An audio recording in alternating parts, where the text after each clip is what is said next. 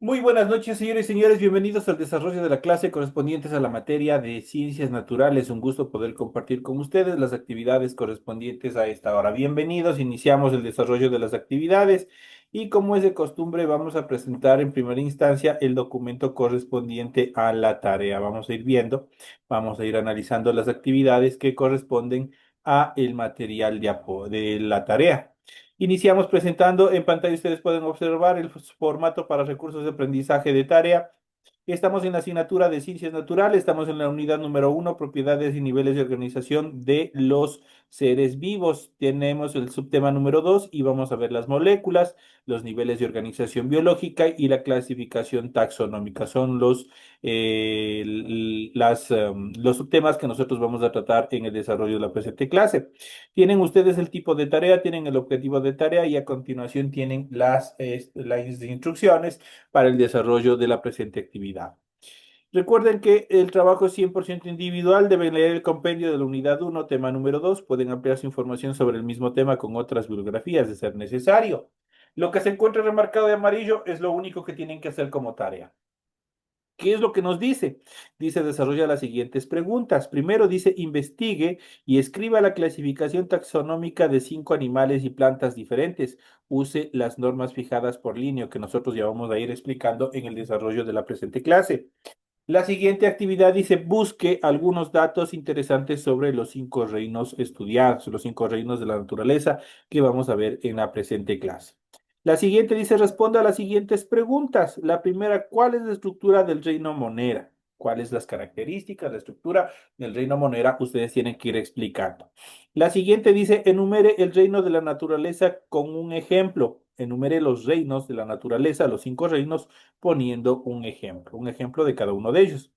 La siguiente dice, enumere los niveles de organización biológica. Igual tienen que enumerar cada uno de ellos los niveles de organización biológica de los seres vivos. Eso es todo lo que tienen que hacer como actividad en esta primera tarea. Recuerden que el trabajo es 100% escrito, claro y ordenado. Deben utilizar combinaciones de colores, líneas, símbolos e imágenes para ilustrar el contenido, la rotulación de la hoja. Obviamente ustedes tienen aquí el esquema, es lo que ustedes tienen que hacer, lo que ustedes tienen que desarrollar.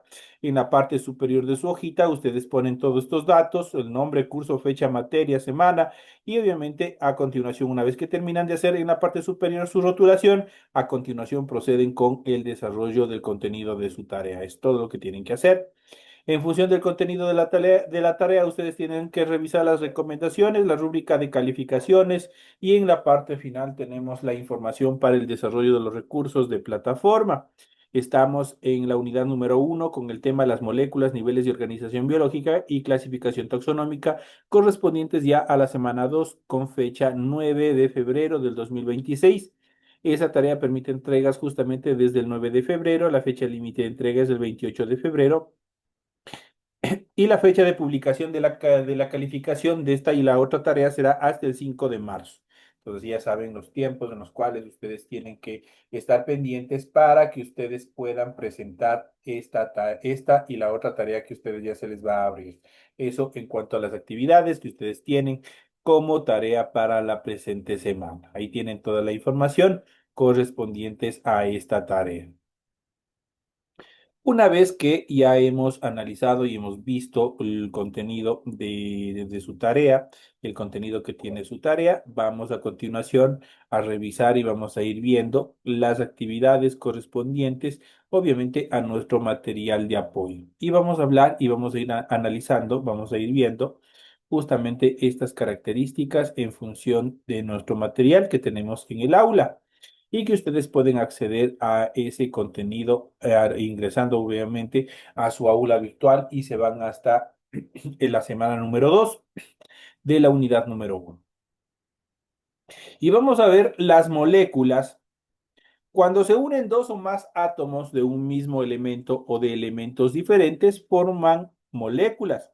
Un ejemplo es la hemoglobina, la proteína que se encuentra en los glóbulos rojos y que se encarga de transportar el oxígeno, el dióxido de carbono en la sangre. Esto es una característica fundamental en un inicio para que ustedes sepan que es una molécula. Y dentro de estas características vamos a ver a continuación los niveles de organización biológica que tienen los seres vivos. La organización interna de los seres vivos corresponden a células.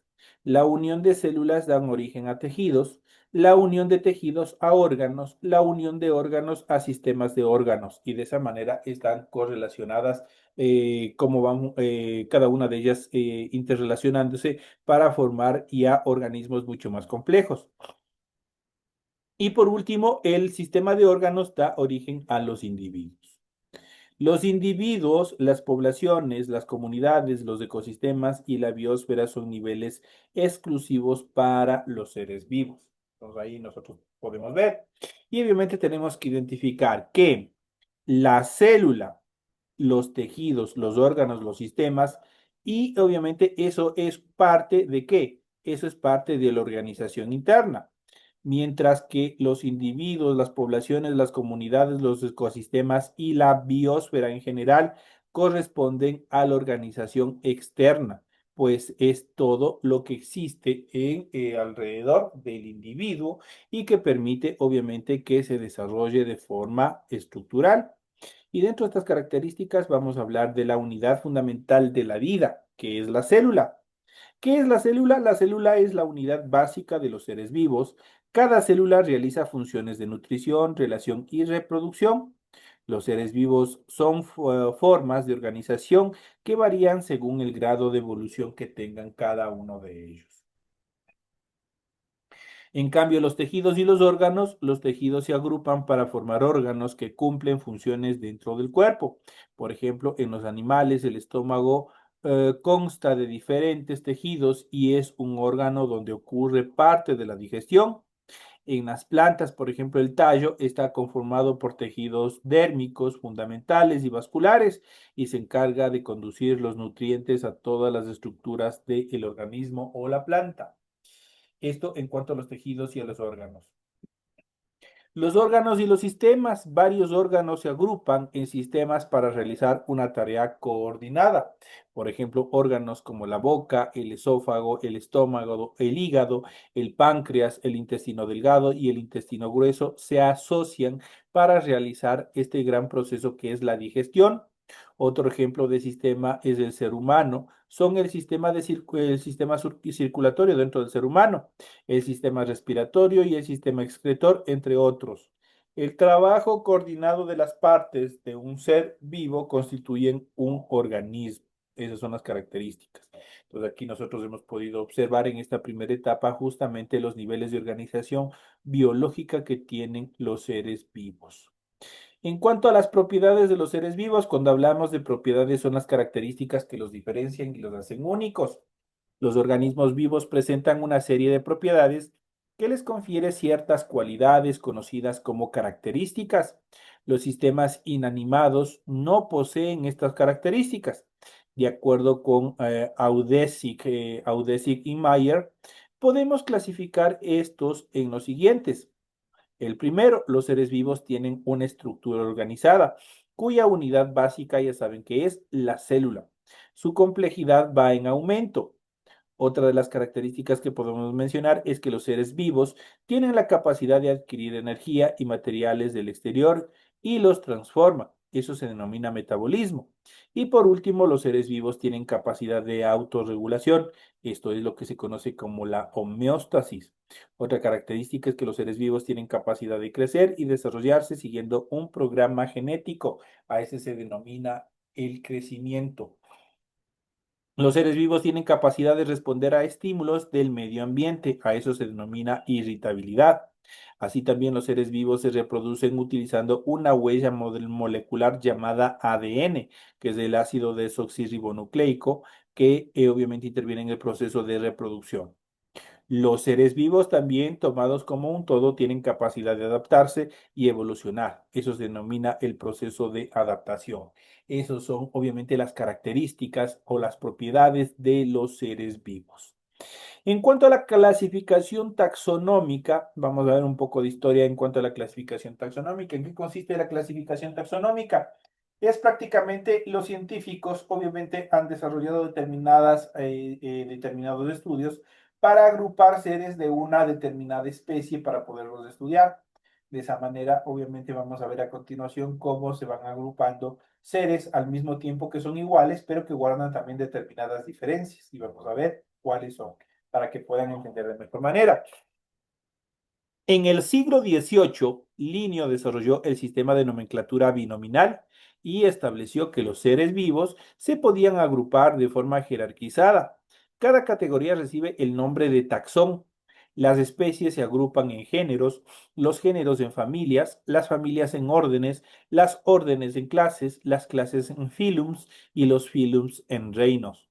Vamos a verlo, a observar la clasificación taxonómica a continuación. La especie es un concepto básico tanto para la nomenclatura como para la clasificación de los seres vivos. Una especie es un grupo de individuos que se reproducen entre sí y originan seres vivos fértiles y similares a su progenitor. El nombre de una especie se compone siempre de dos palabras. En lengua latina es un sistema de nomenclatura binominal. Ya vamos a ver cuál es. La primera palabra es el nombre del género o nombre genérico. Corresponde a diversas especies con características similares. La primera letra del nombre genérico se escribe siempre con letra mayúscula. La segunda palabra es la que ha sido asignado en una especie dentro de su género. Es el epíteto específico. La primera letra de este epíteto se escribe siempre en minúscula. La nomenclatura binominal permite generar los nombres científicos. Los nombres científicos de los seres vivos se escriben siempre en letras cursivas o bien con letras mayúsculas. En el ejemplo que vamos a ver, obviamente, que los animales representados pertenecen al género, por ejemplo, Canis. Las distintas especies se nombran añadiendo el nombre genérico anterior al epíteto específico, característicos de cada uno. Por ejemplo, el Canis lupus corresponde al lobo y el Canis familiaris, por ejemplo, corresponde al perro doméstico. Ambos tienen características similares, pertenecen a una familia, a un tronco común, pero obviamente se diferencian el uno del otro. Y eso nosotros vamos a ver más adelante cómo están caracterizados. A continuación, vamos a describir algunas características que permiten diferenciar los cinco reinos de los seres vivos, los cinco reinos de la naturaleza. Y aquí vamos a ver las características más relevantes en función de cada uno de estos reinos. En la naturaleza tenemos cinco reinos, que es el reino Monera, el Protoctista, el Fuji, el Plantae y el Animalia. Cada uno de ellos contiene células, tiene una forma de nutrición, una forma de organización y también se diferencian de acuerdo a que si poseen o no una pared celular. Cuando hablamos del reino Monera, el reino Monera está representado por las bacterias. Las bacterias tienen una estructura de célula tipo procariota. Su nutrición puede ser autótrofa o heterótrofa. Estos temas nosotros tenemos que tener muy en cuenta. ¿Qué se refiere o qué determina ser autótrofo y qué se denomina ser heterótrofo? Cuando hablamos de autótrofo significa que ellos mismos sintetizan sus alimentos. No necesitan de consumir a otros seres, por ejemplo, como lo hacemos nosotros. Comemos pollo, comemos carne de res, comemos vegetales, comemos tubérculos y obviamente eso nos permite, nuestro organismo transforma en materia y energía. Entonces, en este caso, cuando hablamos de seres autótrofos, ellos no necesitan de consumir a otros seres. Ellos mismos toman los minerales del suelo y obviamente los transforman. Muchos de ellos, por ejemplo, dentro de esta clase de seres autótrofos, están contemplados dentro de los seres vegetales, dentro de la naturaleza. Ellos sintetizan sus alimentos a través de un proceso denominado fotosíntesis. De esa manera ellos se pueden alimentar. Pero en este caso el reino monera tiene dos tipos de nutrición. Puede ser autótrofa, eso quiere decir que ellos mismos sintetizan sus alimentos, o heterótrofa. Ahí cuando hablamos de este nivel heterótrofo, ahí sí necesitan consumir a otros seres para poder sobrevivir. En cuanto a la organización del reino monera, es de características unicelulares. Eso quiere decir que los individuos están compuestos por una sola célula y por ende no están visibles al ojo humano. Este reino monera, obviamente, la célula posee o no pared celular. Sí posee una pared celular y está compuesta por un compuesto, por una estructura llamada mureína. El siguiente reino, tenemos el reino protoctista, está representado por las algas rojas, las algas pardas, las diatomeas, dinoflagelados y los protozoos. Su tipo de célula es una célula de características eucariota. Su nutrición, al igual que la anterior, puede ser autótrofa, eso quiere decir que sintetizan ellos mismos sus alimentos, o heterótrofa, que pueden o devorar a otros seres para poder sobrevivir. Su organización es unicelular, pero también puede ser pluricelular poco especializada. Entonces tiene esas dos características. En cuanto a la pared celular, presentan en ciertos grupos de composición variable. Sí existen, pero son pocos grupos. El reino Fuji está representado por los mos y las zetas. Tiene un tipo de célula eucariota. Su nutrición es 100% heterótrofa, eso quiere decir que ellos no pueden sintetizar sus alimentos y necesitan consumir a otros organismos para poder sobrevivir. Su organización puede ser unicelular, pero también puede ser pluricelular poco especializada. Tiene una pared celular con un componente que se denomina quitina. Entonces, la característica fundamental del reino Fuji. El reino Plantae, que es prácticamente toda la vegetación que nosotros conocemos, está representado tanto por las plantas con flor como por las plantas sin flor. Su tipo de célula es una célula eucariota, su nutrición es autótrofa, pues las plantas, ellas sí realizan al 100% el proceso de la fotosíntesis y no necesitan devorar a ningún otro organismo para poder sobrevivir. Su tipo de organización celular son componentes pluricelulares, son organismos pluricelulares. Eso quiere decir que están compuestos por muchas células. En cuanto a la pared celular, sí tiene una estructura de pared celular que contiene celulosa, justamente de donde se obtiene el papel que ustedes tienen en sus cuadernos, en sus libretas, en las hojas que están trabajando, que están enviando deberes, ellos están compuestos de celulosa. Entonces, la característica del reino Plantae. Y por último, tenemos el reino Animalia, que está compuesto por animales vertebrados e invertebrados. Eso quiere decir vertebrados que poseen una columna dorsal e invertebrados que no poseen ningún tipo de estructura ósea.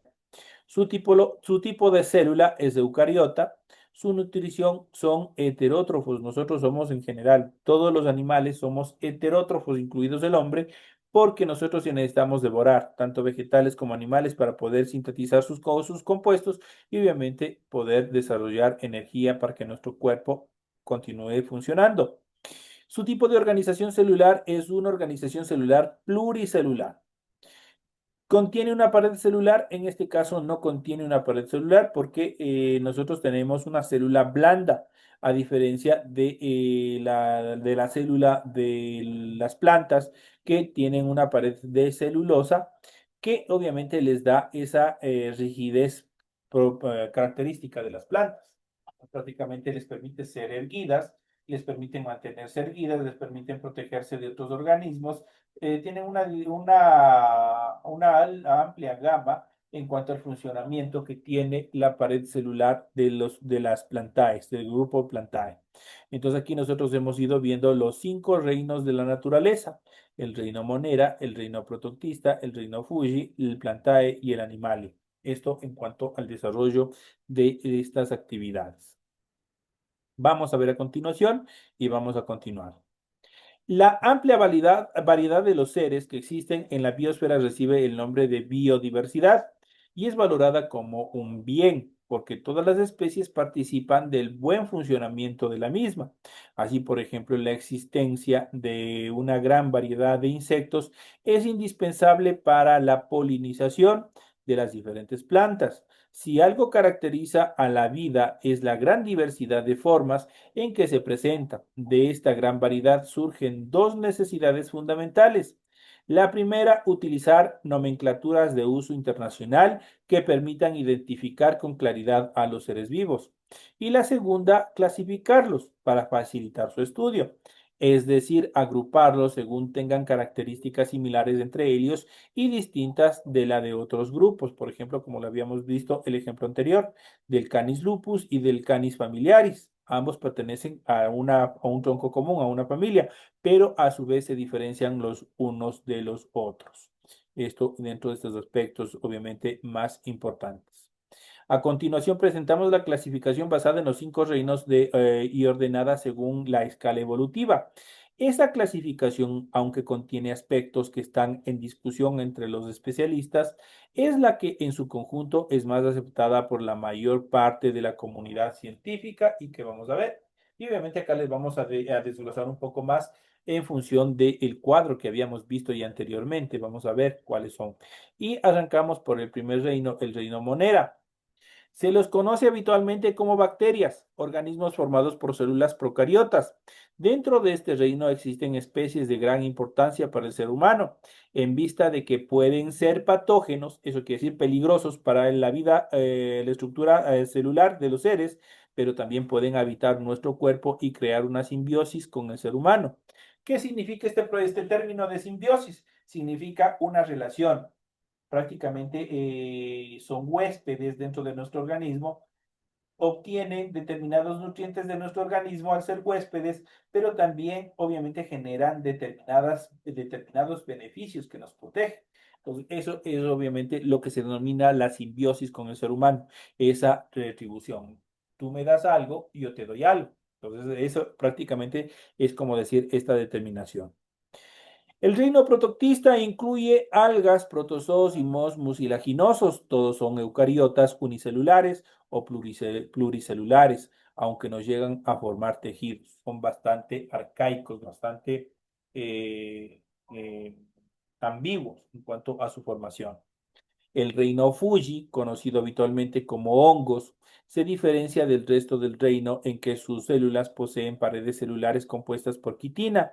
Existen hongos de gran importancia como el que produce el antibiótico de la penicilina y el famoso hongo Penicillium chrysogenum, que es de donde se obtiene la penicilina, que hoy en esta época que estamos y que ustedes y todo el mundo está jugando carnaval, obviamente se van a contaminar, obviamente de gripe, van a generar determinadas enfermedades y obviamente esta, la penicilina, obviamente les puede a ustedes incluso llegar a salvar la vida. Pues ya saben cuáles las características.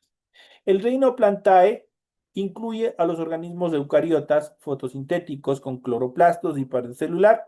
Dentro de este reino podemos diferenciar 3 grandes grupos.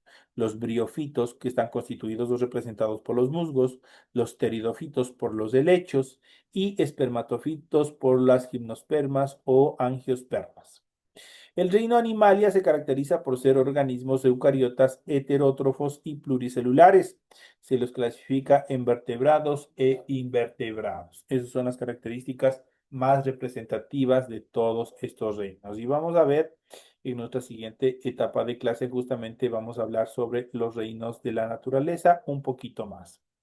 Esto en cuanto a la primera etapa de nuestra clase que hemos ido viendo, cómo se van formando cada uno de ellos, cómo están constituidos, cuáles las características más comunes.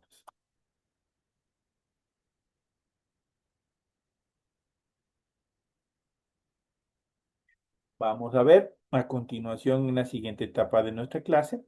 Vamos a ver los reinos de la naturaleza un poco más y vamos a ir analizando cada uno de ellos. Esto nos permite a nosotros afianzar y reforzar los conocimientos que ya hemos ido revisando en nuestra primera hora de clase. Y vamos a hablar justamente sobre los reinos de la naturaleza. Aquí nosotros podemos ver obviamente, estructuras, 2 reinos que están interactuando, tanto de la parte vegetal como de la parte de los insectos. Y vamos a ver cuáles son las características más comunes. ¿Qué son los reinos de la naturaleza? Vamos a ir hablando. Los reinos de la naturaleza son cada uno de los grandes grupos en que se clasifican las especies de seres vivos conocidos. Es una clasificación que proviene de la biología, específicamente de la taxonomía.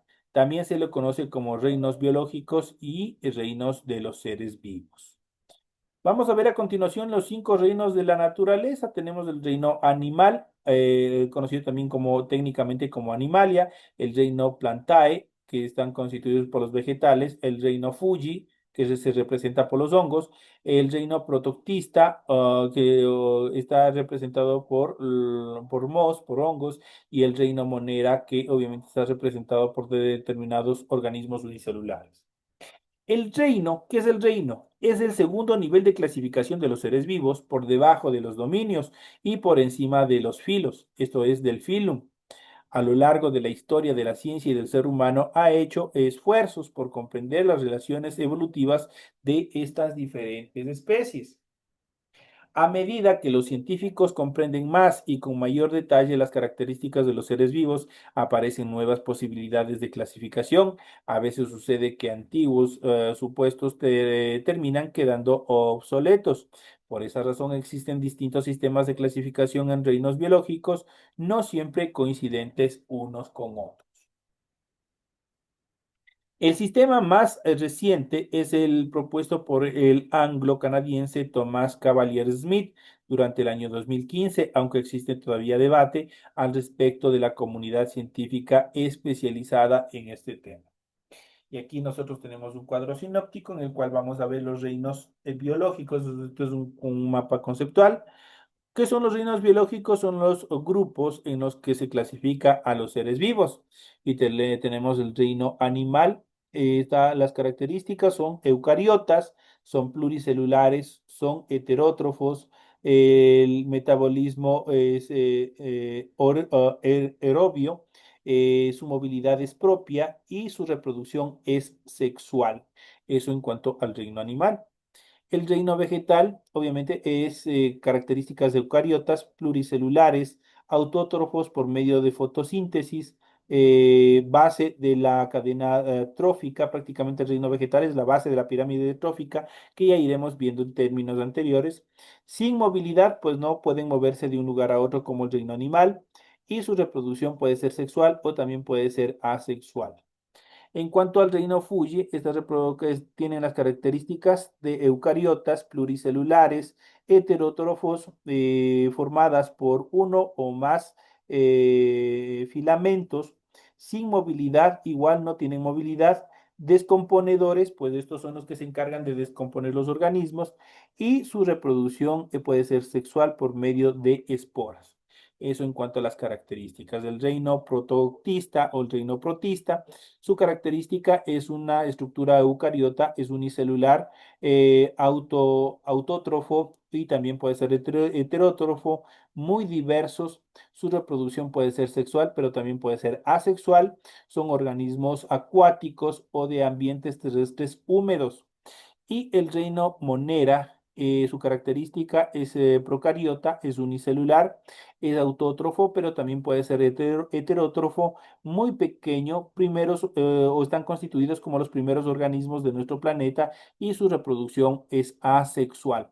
Esto en cuanto a los 5 reinos de la naturaleza. Y vamos a ver a continuación, vamos a ir analizando cada uno de ellos y vamos a ver el reino animal. El reino animal o animalia comprende a todos los tipos de animales conocidos, incluidos el hombre.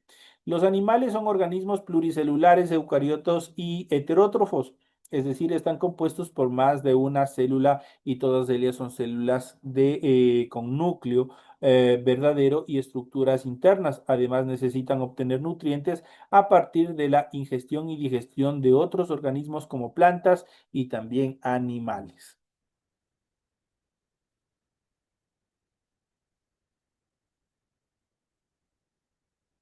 Esto en cuanto a las actividades, lamentablemente que estamos ya llegando a la parte final. Sin darme cuenta, me he pasado unos 3 minutitos sobre la asignatura del otro compañero. Bueno, esos son los temas que nosotros hemos ido viendo y que espero que también topemos en la siguiente clase que nosotros tenemos la siguiente semana. Señoras y señores, me despido de ustedes, que tengan una feliz noche, que descansen y nos estaremos viendo hasta la próxima semana. Que tengan un bonito descanso, un bonito feriado de carnaval, disfrútenlo mucho, cuídense bastante y nos vemos la siguiente semana. Listen, buenas noches. Es como una pregunta. Dígame. ¿Hasta cuándo hay que entregar las tareas? Ahí está en el mismo documentito y eso yo ya le mencioné. Eso ya usted se verá. Le voy a volver a proyectar. nos vamos en el documento. Este es el documento de la tarea, ¿no es cierto?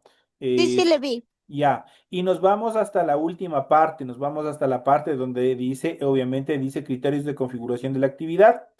Esta tarea, dice la primera estructura, permite entregas desde. Eso quiere decir desde el 9 de febrero. ¿Cuándo fue el 9 de febrero? Fue el lunes. La fecha límite de entrega es el 28 de febrero. ¿Cuánto tiempo tiene usted para entregar la tarea? Casi alrededor de un mes. Tiene un tiempo bastante cómodo. Entonces, el 28 de febrero y el último día de febrero, hasta ahí se permite la entrega. Aquí dice 28 de febrero, clarito aquí. ¿Sí? Hasta ahí usted Ya, puede entregar. ¿Sí? ya, gracias, Lice. Ya pase bien. Un gusto haber Pase compartido bien. con ustedes. Un feliz feriado y nos vemos en la siguiente clase. Hasta la otra semana, Lice.